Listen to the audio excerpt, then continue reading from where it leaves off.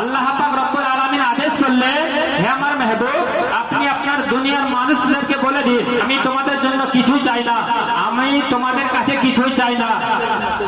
আমার জন্য তোমরা নামাজ পেয়েছো, আমার জন্য তোমরা রোজা পেয়েছো, আমার জন্য তোমরা হজ পেয়েছো, আমার জন্য তোমরা যাকাত পেয়েছো, কিন্তু আমি এর পরিবর্তে আমি কিছুই চাই না। কুল্লা সালুকুম আলাইহি ইজরান, কুল্লা সালুকুম আলাইহি আজরান ইল্লাল মাওয়াদ্দাতা ফিল কুরবা। হে আমার উম্মতিরা শোনো, আমার জন্য তোমরা যা কিছু পেয়েছো এর পরিবর্তে আমি তোমাদের কাছে কিছু চাই না, ইল্লাল মাওয়াদ্দাতা ফিল কুরবা।